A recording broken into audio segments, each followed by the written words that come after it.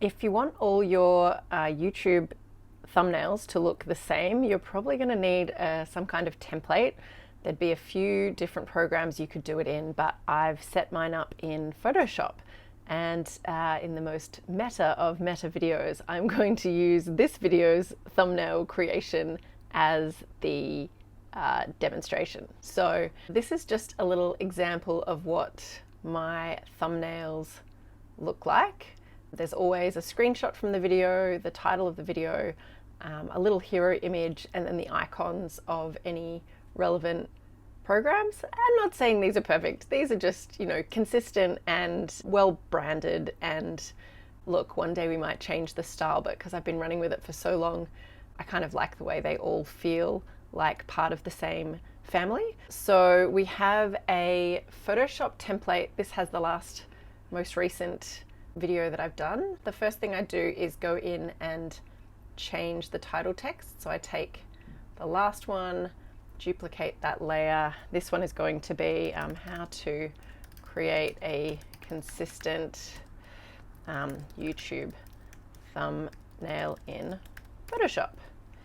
Copy that. Turn off the previous layer, and then I can go into this text and paste it in. The next thing I want to do, whoopsies, is not click on that.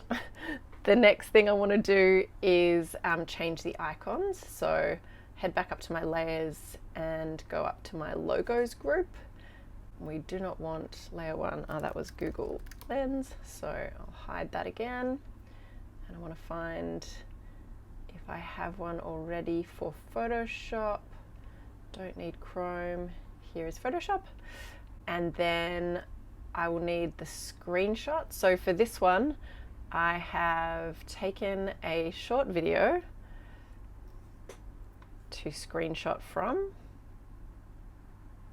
Turn the volume down.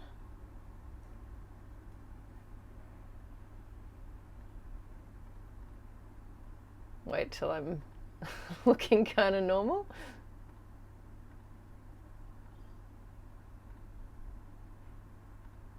There we are. Great. Well, actually the eyebrows are a bit whack.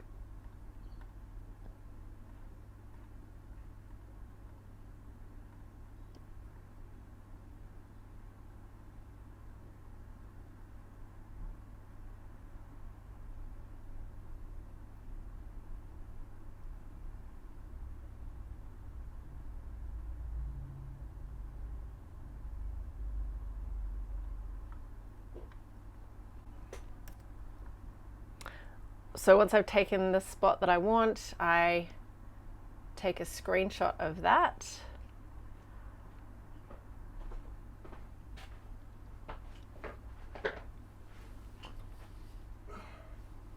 And then we delete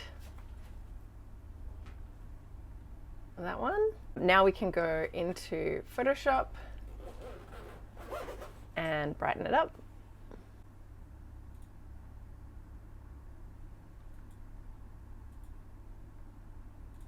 Maybe a bit of contrast too. And then this is where it gets fancy. There is a select subject option where it'll automatically select me as the subject. And then this select and mask tool can help you add or subtract areas. So if I want to get rid of, it's accidentally selected some of the background, I can do that.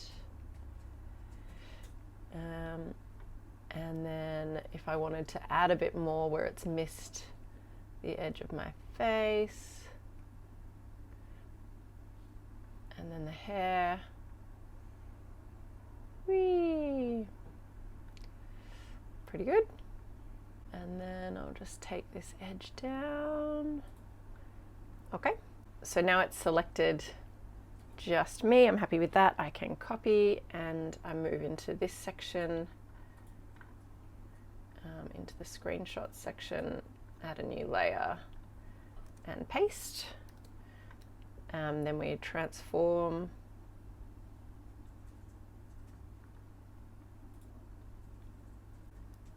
It could probably even be big as you like. Maybe not that big. Okay. And the last piece of the puzzle is this featured image. So I go into the drive, and I've got to make a featured image.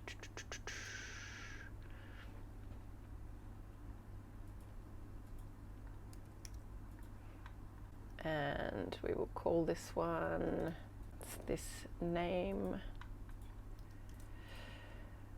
The Photoshop image, I guess we want a camera. So